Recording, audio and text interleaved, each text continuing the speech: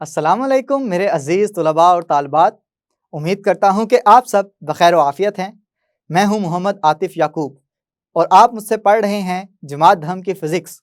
जमात दहम की फ़िज़िक्स में हम अपनी किताब का यूनिट नंबर 11 साउंड पढ़ रहे हैं और इस चैप्टर के अंदर हम सवालात का इयादा, इस हिस्से में मौजूद सवालात को हल करना सीख रहे हैं।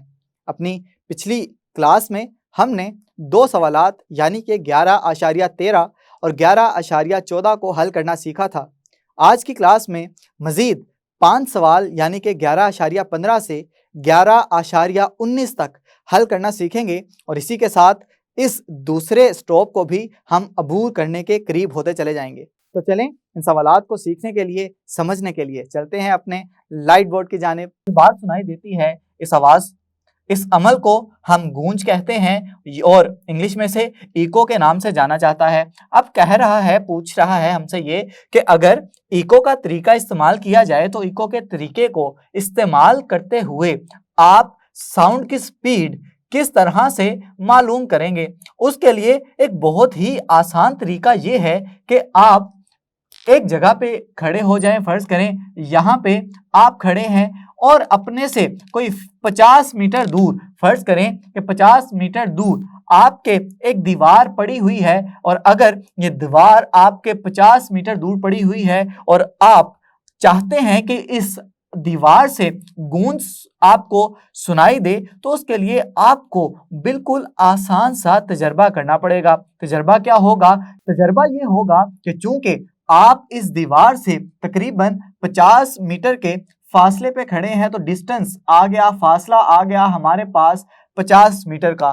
अब आपने अपने साथ कोई दोस्त खड़ा करना है कि जिसको आप स्टॉप वॉच पकड़ा देंगे और उसे आपने हदायत ये देनी है कि जैसे ही मैं ताली बजाना शुरू करूंगा आप स्टॉप वॉच ऑन कर दें, स्टॉप वॉच को चला दें और जैसे ही मैं 10वीं ताली मार चुकूं आप स्टॉप वॉच को बंद कर दें। अब क्या होगा कि जैसे ही आप ताली मारेंगे, ताली मारने से जो आपकी ताली की आवाज होगी जाएगी इस दीवार तक। इस दीवार से टकराने के बाद दोबारा आपके कानों को ये आवाज सुनाई देगी और आप जानते हैं कि ये डिस्टेंस, टोटल फासला कितना तय करेगी। एक साइड का फासला है 50 मीटर, वापस भी आ रही है आवाज, तो टोटल जो फासला होगा वो हो गया जी 100 मीटर का। अब जो स्टॉप वॉच से आपने 10वीं ताली के बाद टाइम नोट किया, ये 10 तालियों का टाइम हो गया। इन 10 तालियों के टाइम को आप एवरेज यहां से वक्त निकालेंगे, क्योंकि आप एक ताली का मालूम करना चाह रहे हैं तो आप 10 से उसे डिवाइड कर देंगे। जो टाइम आपके पास आएगा, फर्ज करें कि आपके पास वो टाइम आया है 1 सेकंड का, तो इधर से आप v यानी कि स्पीड ऑफ साउंड मालूम कर सकते हैं। आप फार्मूला लगाएंगे, स्पीड बराबर है फासला बटा वक्त, और फासला यहां से आप निकाल चुके हैं। आपको पता है कि फासला हमारे पास 100 मीटर का है, क्योंकि आवाज जो है 100 मीटर का फासला तय कर रही है और वक्त जो आपने निकाला है यहां से अपनी स्टॉप वॉच की मदद से, वो आप वैल्यूज यहाँ पे दर्ज करेंगे, कीमतों का अंदाज करेंगे और बाआसानी आप साउंड की स्पीड को निकाल सकते हैं। तो ये एक सादा सा तजर्बा है जो आप घर पे भी कर सकते हैं। उम्मीद करता हूं कि आपको ये सवाल समझ में आया होगा। चलिए अब चलते हैं अपने अगले सवाल की जानिब। जी तो मेरे अजीज तलबा और तालिबात, हम बढ़ चुके हैं आज के लेक्चर के दूसरे सवाल की जानिब। सवाल हमसे बहुत ही आसान पूछा जा रहा है। सवाल ये है कि इंसानी कान के लिए काबिल समात साउंड की हदूद क्या हैं। तो ये हदूद आपने बारहा दफ़ा इस चैप्टर के अंदर, इस यूनिट के अंदर पढ़ी हैं और उम्मीद करता हूं कि आपको ये हदूद याद भी होंगी। लिखता भी हूं, लेकिन पहले सवाल पूरा पढ़ लिया जाए। दूसरा हिस्सा जो इस सवाल का है उसमें पूछा यह जा रहा है कि क्या ये हदूद उम्र के लिहाज से तब्दील होती हैं, वजाहत करें। तो चलें सबसे पहले तो हम ये लिख लेते हैं कि जो काबिल समात साउंड है उनकी हदूद क्या है। काबिल समात साउंड की हदूद। अब समात का जो लफ्ज यहाँ पे इस्तेमाल किया जा रहा है, समात का लफ्ज जहां पे भी आएगा आप वहाँ पे समझ जाएं कि ये हमारे कानों से रिलेट कर रहा है, इसका ताल्लुक हमारे सुनने से है, सुनने की जो हिस्स है उससे है। अब हम जानते हैं कि हमारे जो इंसानी कान हैं वो अगर नॉर्मल हालात हों तो वो 20 हर्ट्ज से 20,000 हर्ट्ज तक की फ्रीक्वेंसी को सुन सकते हैं। यानी कि इसको मैं इस तरह से भी लिख सकता हूं कि इंसानी कान के लिए काबिल समात फ्रीक्वेंसी की हदूद जो है वो है 20 हर्ट्ज से लेके 20 किलो हर्ट्ज। 1000 को किलो भी लिख सकते हैं आप, क्योंकि आप पढ़ चुके हैं कि किलो एक प्रीफिक्स है और इसकी जो कीमत होती है वो 1000 होती है। अब यहाँ पे ये जो 20 हर्ट्ज है ये कम से कम फ्रीक्वेंसी है जो कि इंसानी कान सुन सकता है, और ये 20 किलोहर्ट्ज जो है ये ज्यादा से ज्यादा वो फ्रीक्वेंसी है जो कि इंसानी कान बगैर किसी तकलीफ के या बगैर किसी कान में दर्द के सुन सकता है। लेकिन ये बात याद रखिएगा कि ये जो रेंज है, ये जो हदूद है 20 हर्ट्ज से 20 किलोहर्ट्ज तक, ये सिर्फ और सिर्फ आइडियल केसेस में पाई जाती हैं, मिसाली केसेस में पाई जाती हैं। अगर प्रैक्टिकली देखा जाए या हम ये कह दें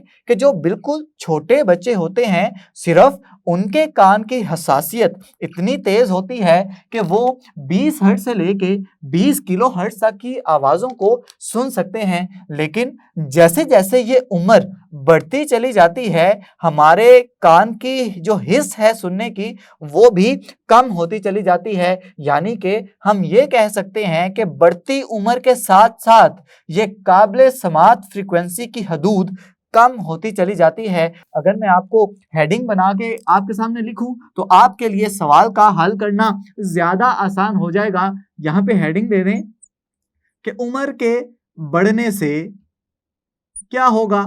ये देखें जी, उम्र के बढ़ने से जो इंसानी कान के लिए काबिल समात फ्रीक्वेंसी की जो हदूद रह जाती हैं वो रह जाती हैं 15 हर्ट्ज से 15,000 हर्ट्ज तक। यानी कि इंसानी कान जैसे जैसे उम्र बढ़ती चली जा रही है उसकी आवाज सुनने की जो काबिलियत है वो कम होती चली जा रही है। इसका मतलब ये हुआ कि इंसानी कान कि अगर कोई बड़ी उम्र का शख्स आवाज सुन सकता है ज्यादा से ज्यादा वो 15,000 हर्ट्ज की आवाज को सुन सकता है, वो कभी भी 20,000 हर्ट्ज वाली आवाज को सुनने के काबिल नहीं होगा। तो सिर्फ इतना आसान सा, इतना सादा सा ये सवाल था। उम्मीद करता हूं कि आपको ये बड़ी अच्छे तरीके से समझ में आ गया है। अगर ये सवाल भी समझ में आ गया है तो चलें एक कदम मजीद आगे बढ़ाते हैं और चलते हैं अपने अगले सवाल यानी कि 11.17 की जानिब।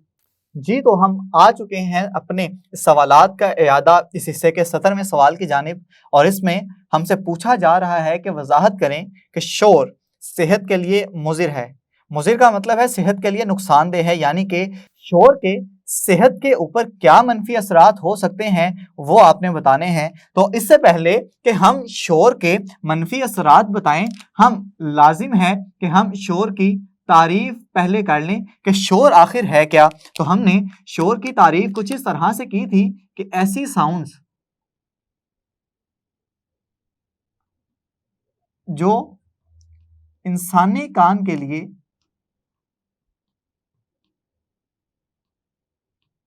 नाखुशगवार हों,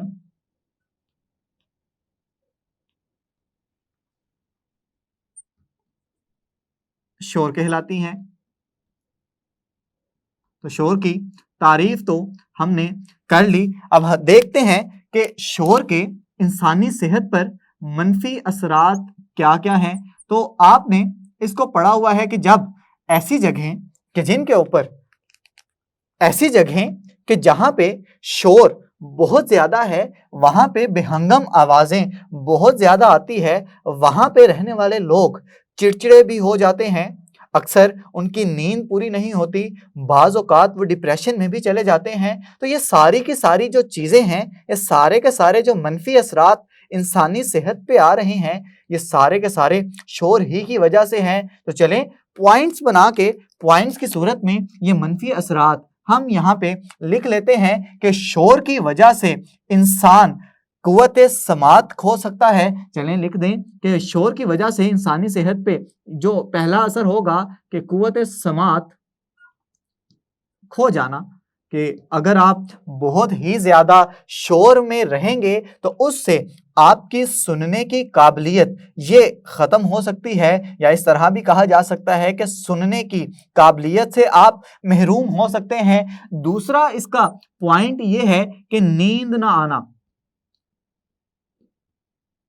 जिसे बेख्वाबी भी कहा जाता है, कि अगर बहुत ही ज़्यादा शोर होगा, या फ़र्ज़ कर लें कि आपका घर किसी ऐसी जगह पे है कि जहाँ पे करीब या कोई रेलवे स्टेशन है, या कोई बस स्टेशन है, या कोई एयरपोर्ट है, तो वहाँ पे आप कैसे सो सकते हैं? वहाँ पे बार बार ट्रैफिक का शोर होगा। उस ट्रैफिक के शोर की वजह से जब इंसान को सुकून नहीं होगा, उसकी नींद पूरी नहीं होगी, तो डेफिनेटली यकीनी तौर पे उसकी सेहत पे बहुत सारे मनफी असरात होंगे, जिसमें से चिड़चिड़ापन भी एक वजह हो सकती है। चलें मजीद आगे बढ़ते हैं। मजीद आगे जाएं तो हाइपर टेंशन का मतलब है कि ब्लड प्रेशर की बीमारी।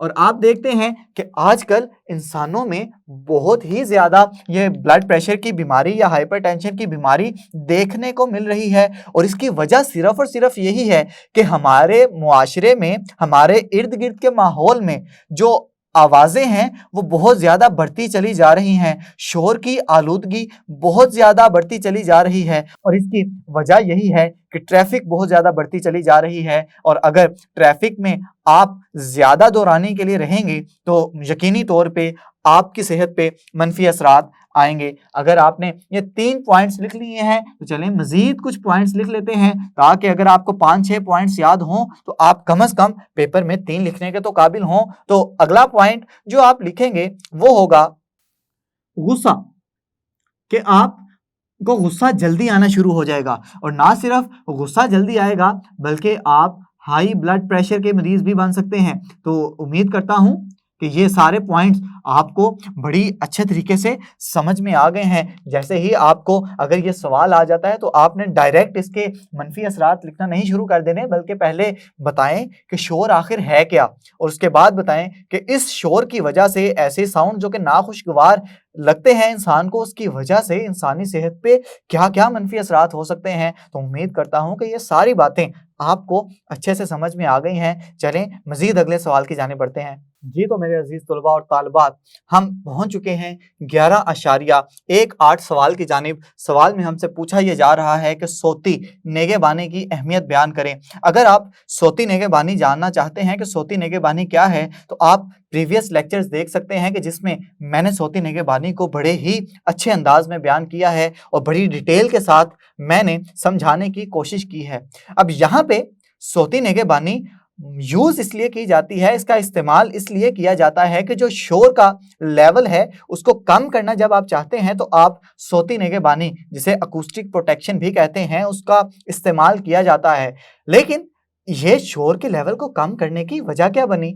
शोर के लेवल के कुछ ना कुछ तो नेगेटिव इम्पैक्ट्स होंगे, उसके कुछ ना कुछ तो मनफी असरात होंगे, जिसकी वजह से हमें ज़रूरत पेश आई कि हम सोती निगहबानी को इस्तेमाल करें। तो चलें पहले क्यों ना शोर के मनफी असरात देख लिए जाएं। हमने ये शोर के मनफी असरात अपने पिछले सवाल में भी देखे हैं। बिल्कुल जल्दी से हम उन असरात को, उनके मनफी असरात को हम जल्दी से डिस्कस कर लेते हैं। हमने देखा था कि शोर के मनफी असरात में से सबसे पहला तो ये था कि इंसान जो है सुनने की हिस्स है, सुनने की काबिलियत है, वो खो सकता है। साथ ही साथ हमने ये देखा था कि नींद नहीं आती जी, कि नींद आने में भी मसला होता है। ये भी देख लिया था कि हाइपर टेंशन की बीमारी भी हो सकती है।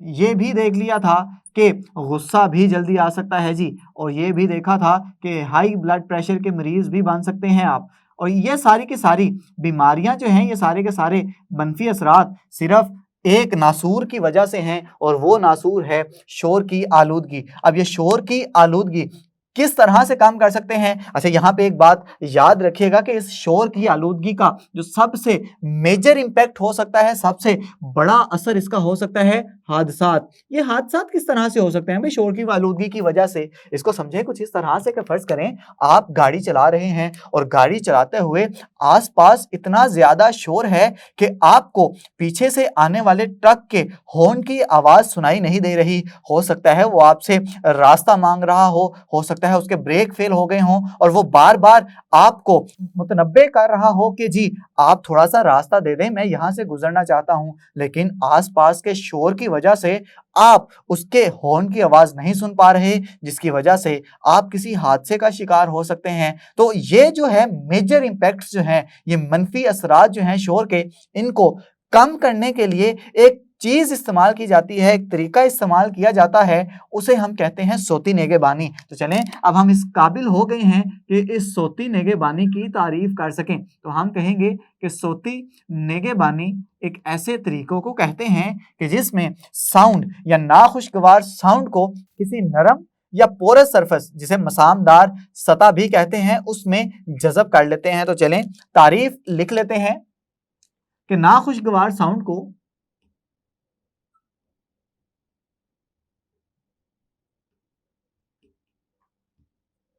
नरम या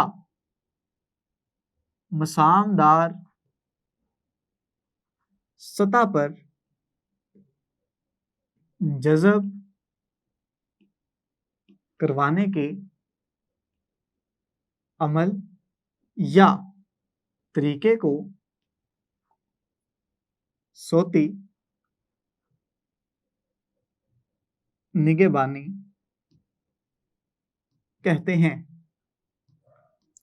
अगर आप इसे डायग्राम की मदद से समझना चाहते हैं तो फर्ज करें कि ये मेरे पास एक हमवार दीवार है। अब जैसे ही साउंड इस दीवार से आके टकराएगा, तो जैसे ही ये टकराया है ये बिल्कुल उसी इंटेंसिटी से वापस लौट जाएगा। लेकिन अगर आप यहाँ पे सोती निगहबानी यानी अकूस्टिक प्रोटेक्शन का इस्तेमाल कर रहे हैं, और अकूस्टिक प्रोटेक्शन में आपने जो सतह इस्तेमाल करनी है वो थोड़ी सी मुसामदार होगी, इसमें छोटे छोटे से सुराख होंगे, और जब ये साउंड इस सतह पे आके टकराएगा तो इस सतह पे आके टकराने के बाद इसका बहुत ज्यादा हिस्सा इस मुसामदार जगह पे जज़ब हो जाएगा, और जज़ब होने के बाद ये बिल्कुल हल्की इंटेंसिटी से बाहर निकलेगी, जिससे ये नाखुशगवार साउंड जिसे आप चाहते हैं कि ये ख़त्म हो जाए, कुछ हद तक ये कम हो जाएगा। तो उम्मीद करता हूँ कि ये सवाल भी आपको समझ में आ गया है। अब सिर्फ एक सवाल रह गया है हमारे सफ़र का, तो चलें वो भी आज ही के लेक्चर में देख लेते हैं। जी तो मेरे अजीज तलबा और तालिबात, हम बढ़ चुके हैं अपने सफ़र के आखिरी सवाल की जानिब, और इस सवाल में हमसे पूछा यह जा रहा है कि इल्म तिब यानी कि मेडिकल फील्ड में अल्ट्रासाउंड का इस्तेमाल क्या क्या है। अब यहाँ पे जो अहम लफ्ज़ है वो है अल्ट्रासाउंड। अगर अल्ट्रासाउंड की तारीफ लिख दी जाए तो ज़्यादा अच्छा इंप्रेशन पड़ेगा। तो चलें सबसे पहले अल्ट्रासाउंड की तारीफ लिख देंगे। हम कहेंगे कि ऐसी साउंड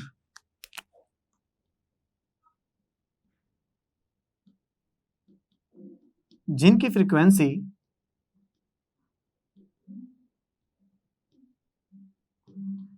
20,000 हर्ट्ज से ज्यादा हो, अल्ट्रासाउंड्स कहलाती हैं।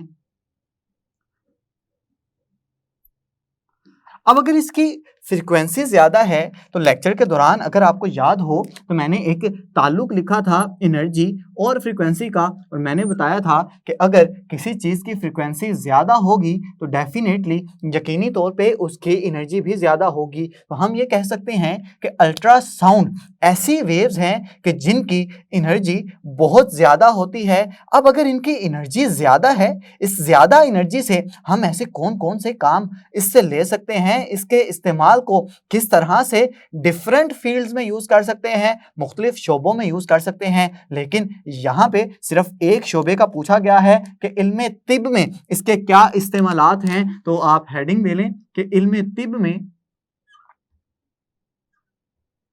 इस्तेमालात, और किसके इस्तेमालात हैं जी? ये अल्ट्रासाउंड के इस्तेमालात हैं।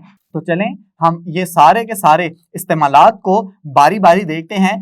तो सबसे पहला इस्तेमाल जो हमने पढ़ा था, हमने कहा था कि जो अल्ट्रासाउंड्स हैं ये किसी भी मर्ज की तशखीस के लिए इस्तेमाल की जा सकती हैं। अब ये तशखीस को किस तरह से आप समझेंगे, फर्ज करें कि इंसानी दिमाग में ट्यूमर हो गया है।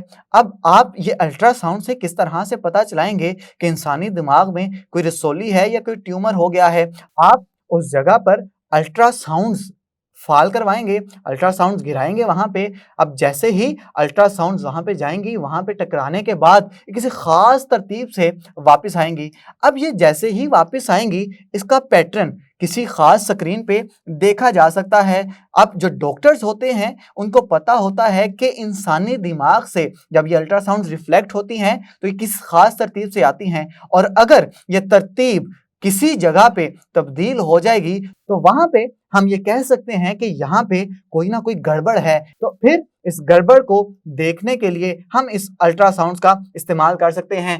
ना सिर्फ ये तशखीस के लिए इस्तेमाल होती हैं बल्कि ये इलाज के लिए भी इस्तेमाल होती हैं। अब सवाल ये है कि ये अल्ट्रासाउंड्स किस तरह से इलाज के लिए इस्तेमाल होती हैं। फर्ज करें कि किसी इंसान के फर्ज करें उसकी ये खून की नालियां हैं और इस खून की नालियों में एक क्लोटिंग हो गई है, यानी खून का एक लोथड़ा जम चुका है और इस लोथड़े की वजह से खून आगे की जानिब नहीं गर्दिश कर रहा, और खून अगर गर्दिश नहीं करेगा तो बहुत ही संगीन मसाइल पैदा हो सकते हैं। अब आप क्या करेंगे, आपको ये करना होगा, डॉक्टर हजरात को ये करना होगा कि वो इस जगह पर एनर्जेटिक, बहुत ही ज्यादा एनर्जी वाली अल्ट्रासाउंड वेव्स को फेंकेंगे, फाल करवाएंगे। अब जैसे ही अल्ट्रासाउंड वेव्स इस खून के लोथरे को आके हिट करेंगी तो ये खून का लोथरा जो पहले जमा हुआ था अब बिल्कुल छोटे छोटे हिस्सों से ये इस तरह से टूट जाएगा और इससे पीछे आने वाले खून से ये आगे की जानिब बहना शुरू कर देंगे। फिर निज़ामे अखराज से ये आपके जिस्म से निकल भी सकते हैं। और स्टूडेंट्स, ना सिर्फ ये इलाज के लिए इस्तेमाल होते हैं बल्कि ये जरासीम कुश के तौर पे भी इस्तेमाल हो सकते हैं। जरासीम कुश का मतलब है कि ऐसी जगहें कि जहाँ पे आप जरासीम को ख़त्म करना चाहते हैं, उनको तल्फ करना चाहते हैं। फ़र्ज़ करें कि पानी का एक बहुत बड़ा तालाब है और इस पानी के तालाब में से आप जरासीम मारना चाहते हैं, तो पानी के इस तालाब पे आप बहुत ज़्यादा एनर्जेटिक और बहुत ही ज़्यादा एनर्जी वाली अल्ट्रासाउंड वेव्स को गिराएंगे इस जगह पे। अब चूंकि अल्ट्रासाउंड के पास बहुत ज़्यादा एनर्जी है तो जो छोटे छोटे से बैक्टीरियाज या जरासीम इसके अंदर होंगे तो ये इस ज़्यादा एनर्जी वाली अल्ट्रासाउंड से तल्फ हो जाएंगे। तो उम्मीद करता हूँ कि ये सारे के सारे तिब के अंदर जो इस्तेमालात थे आपको अच्छे से समझ में आ गए हैं। Outro lecture 11.20। जी तो मेरे अजीज़ तलबा और तालबात, आज हमने वो दूसरा स्टॉप भी अबूर कर लिया है जो कि चैप्टर नंबर 11 की मशक में था। आज के लेक्चर में हमने 11.15 से 11.19 सवाल तक हल करना सीख लिए हैं। अपनी आइंदा आने वाली क्लास में हम एक मज़ीद नए स्टॉप का आगाज़ करेंगे, नई मंजिल का आगाज़ करेंगे। तब तक के लिए अपना बहुत सा ख्याल रखें, अपने से ज़्यादा दूसरों का खुश रहें, खुशियाँ बांटें। अल्लाह हाफिज़।